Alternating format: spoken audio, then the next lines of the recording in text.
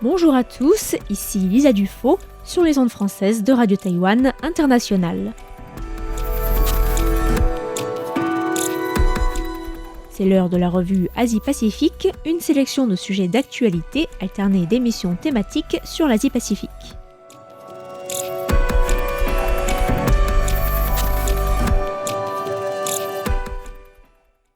Bonjour à tous et bienvenue dans la revue Asie-Pacifique de cette semaine. Dans la revue de presse de ce mardi 18 juillet, je vous propose de nous intéresser dans un premier temps à la visite du Premier ministre salomonien à Pékin la semaine dernière. Nous reviendrons ensuite sur la 56e rencontre des ministres des Affaires étrangères de l'ASEAN, qui s'est tenue la semaine dernière également dans la capitale indonésienne, Jakarta, avec notamment sur la table des discussions sur la crise politique au Myanmar qui divise les pays membres de l'organisation régionale. On se penchera ensuite sur les élections en Thaïlande, puisque doit avoir lieu demain un vote au Parlement pour nommer le Premier ministre suite aux élections législatives de la mi-mai qui ont vu une victoire du parti pro-démocratie Move Forward. Et enfin, nous évoquerons le cas des Philippines, puisque la Cour pénale internationale doit aujourd'hui rendre un jugement en lien avec les accusations d'exécution extrajudiciaire formulées contre Rodrigo Duterte et l'ex-gouvernement philippin dans le cadre de la politique de lutte contre la drogue aux Philippines. Le Premier ministre salomonien Manasseh Sogavare est rentré hier d'une visite d'une semaine en Chine, la deuxième depuis la rupture diplomatique avec Taïwan en faveur de la Chine en 2019. Ce sont au total 9 accords qui ont été signés lors de la visite en Chine du chef du gouvernement salomonien, qui a également assisté à l'inauguration de l'ambassade salomonienne en Chine lors de son séjour à Pékin. Parmi les accords figurent un accord cadre de coopération bilatérale, un accord de biosécurité, mais aussi et surtout un accord de coopération policière qui inquiète les autres puissances de la région et en particulier le voisin australien. Sur l'archipel des îles Salomon, l'opposition a vivement critiqué la visite de Sogavare en Chine et le manque de transparence sur la signature des accords passés avec les autorités chinoises, le principal parti d'opposition accusant même le Premier ministre d'avoir signé certains accords sans en avoir informé au préalable ses ministres.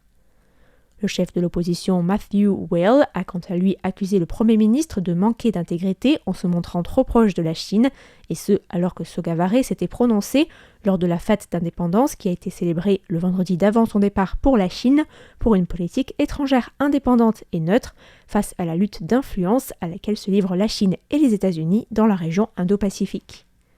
Ainsi, Sogavare a déclaré qu'il était, je cite, rentré chez lui en arrivant à Pékin et a également défendu dans ses discours les intérêts stratégiques chinois, reconnaissant par exemple que Taïwan et les intérêts chinois en mer de Chine méridionale relevaient de questions existentielles pour Pékin. Le Premier ministre salomonien a aussi déclaré que les pays du Pacifique n'étaient le précaré d'aucun pays et que ces derniers étaient des pays souverains capables de prendre leurs propres décisions. Les autres puissances régionales ont aussi manifesté leur mécontentement suite à la signature de l'accord de coopération policière avec la Chine et ont demandé au gouvernement salomonien de révéler le contenu des accords. Manasseh Sogavare a répondu en rentrant sur l'archipel en accusant l'Australie et les États-Unis d'interférer dans les affaires des pays du Pacifique. L'Association des Nations de l'Asie du Sud-Est a publié mercredi dernier un communiqué conjoint à l'issue de la rencontre des ministres des Affaires étrangères de ses États membres qui s'est tenue lundi et mardi dernier à Jakarta. Le point 28 indique, je cite, une préoccupation au sujet des tensions régionales qui vont en s'intensifiant dans la région, et le point 139 évoque la situation en mer de Chine du Sud en réaffirmant l'importance de maintenir et de promouvoir la paix, la sécurité, la stabilité et la liberté de navigation dans et au-dessus de la mer de Chine méridionale.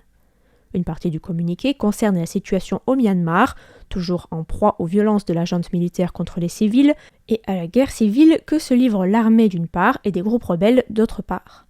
Et les mots choisis dans cette partie du communiqué laissent transpirer un manque d'unité et des différences de position au sein de l'organisation sur la manière d'interagir avec la junte militaire birmane. La publication du communiqué conjoint a d'ailleurs été retardée en raison de ces désaccords. Ainsi, le point 142 de la déclaration réaffirme la position autour du communiqué en 5 points comme cadre principal pour répondre à la crise politique au Myanmar et condamne fermement les actes continus de violence, notamment les attaques aériennes, les tirs d'artillerie et la destruction d'infrastructures publiques. Il appelle également les deux parties à la désescalade et à créer un environnement propice à l'acheminement de l'aide humanitaire et à un dialogue national inclusif. Le plan en 5 points fait référence à un plan de paix proposé par les pays membres de l'ASEAN pour accompagner le Myanmar vers un retour à la démocratie représentative après le coup d'État militaire du 1er février 2021 qui a porté le commandant en chef de l'armée, Min Aung Hlaing, à la tête d'un régime militaire. Un plan que la junte s'était engagée à respecter mais qui est resté lettre morte. Le point 145 de la déclaration conjointe des ministres des Affaires étrangères de l'ASEAN montre de manière particulièrement claire les différences de position selon les pays membres de l'organisation. Il mentionne ainsi, je cite, les récentes activités sur le Myanmar qu'un certain nombre de pays de l'ASEAN voient comme un développement positif. Une référence à l'organisation le mois dernier par la Thaïlande d'une réunion avec un représentant de la diplomatie nommé par la junte birmane en compagnie du Brunei, du Cambodge, du Laos, du Vietnam, des Philippines, de l'Inde et de la Chine. Alors que l'Indonésie, la Malaisie et Singapour étaient contre l'organisation de cette rencontre et estiment qu'il faut adopter une attitude plus dure, plus ferme envers la junte militaire birmane afin de faire pression sur cette dernière. C'est aussi la position prônée par les États-Unis. Également présent à Jakarta vendredi dernier, le secrétaire d'État américain Anthony Blinken a appelé à faire pression sur le régime militaire birman, de sorte que ce dernier stoppe les violences contre les civils, applique le consensus en 5 points et accompagne un retour à la démocratie. 2 mois après sa victoire aux élections législatives thaïlandaises, le jeune parti Move Forward se prépare au vote du Parlement qui doit accepter ou rejeter la candidature du chef du parti, Pita Limjaroenrat. Ce dernier a le soutien de 8 autres partis politiques d'une coalition pro-démocratie dont le Pheu-Thai, un des principaux partis politiques thaïlandais. Mais Pita a déjà échoué à obtenir une majorité de voix au Sénat lors du vote qui s'est tenu jeudi dernier, le Sénat étant contrôlé par l'armée depuis une réforme de la constitution thaïlandaise. La coalition a en revanche déjà une majorité à la Chambre basse et a obtenu une majorité de plus de 300 sièges sur 500 lors du vote de la semaine dernière. Mais les sénateurs sont très opposés à la candidature de Pita, qui a déclaré vouloir chasser les militaires du pouvoir, démanteler les monopoles et amender l'article 112 du code pénal thaïlandais avec son crime de lèse-majesté, que le gouvernement au pouvoir a utilisé à plusieurs reprises pour écarter des opposants politiques. Le chef du parti Move Forward a déclaré hier qu'il cherchait encore de nouveaux soutiens afin de former un gouvernement de coalition. Il a aussi déclaré le week-end dernier qu'il se retirerait au profit d'un candidat issu du Pheu-Thai s'il échouait une nouvelle fois à être nommé mercredi. Du côté du Pheu-Thai, la conseillère senior du parti, Paetongtarn Shinawatra, qui est aussi candidate du parti, a confirmé aujourd'hui la rumeur selon laquelle le parti nommerait Srettha Thavisin pour le poste de Premier ministre en cas d'échec de Pita. Srettha Thavisin s'est d'ores et déjà dit prêt à être Premier ministre si l'occasion se présentait. Il faut dire que Pita fait face à une difficulté supplémentaire puisqu'il est depuis peu menacé par 2 poursuites, une pour irrégularité dans son dossier de candidature et une autre pour tentative de renversement de la monarchie. La commission électorale thaïlandaise a recommandé la semaine dernière la suspension de Pita et une décision sur les affaires est attendue le même jour que celui du vote du Parlement, ce qui pourrait jouer en défaveur du candidat.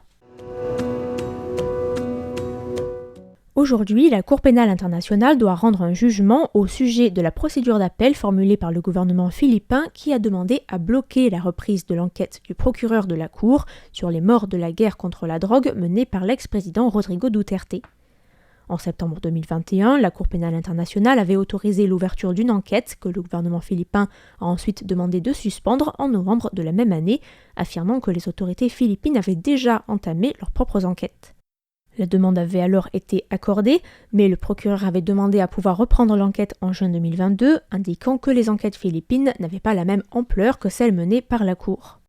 Le 26 janvier dernier, la Cour pénale internationale a autorisé l'actuel procureur de la Cour, Karim Akan, à reprendre son enquête sur les potentiels crimes commis entre novembre 2011 et juin 2016 à Davao, lorsque Rodrigo Duterte était maire de la ville, ainsi que ceux commis par la suite dans le reste de l'archipel à partir du début de la présidence Duterte en 2016, et ce jusqu'au retrait effectif des Philippines du traité fondateur de la Cour pénale internationale le 16 mars 2016. En effet, selon le statut de Rome, la Cour est toujours compétente pour juger des crimes commis avant le retrait d'un pays du statut de Rome, et le retrait prend effet 1 an après que le secrétaire général de l'ONU a été notifié. Après une notification faite le 17 mars 2018, la Cour reste donc compétente pour juger des crimes commis jusqu'au 16 mars 2019 inclus. Notons qu'après l'arrivée de la présidence de la République philippine de Rodrigo Duterte, la dite guerre contre la drogue a fait plusieurs milliers de morts et des ONG comme Human Rights Watch ont rassemblé de nombreux éléments montrant que la police avait souvent utilisé de fausses preuves pour justifier les exécutions extrajudiciaires. Mais le gouvernement actuel, sous la présidence de Ferdinand Marcos Jr., a d'ores et déjà déclaré que si la demande d'appel des Philippines était rejetée, le gouvernement de Manille refuserait de coopérer avec les mandats d'arrêt liés à l'affaire, des mandats d'arrêt qui pourraient cibler l'ex-président Rodrigo Duterte lui-même ou encore l'ancien chef de la police, Ronald de la Rosa.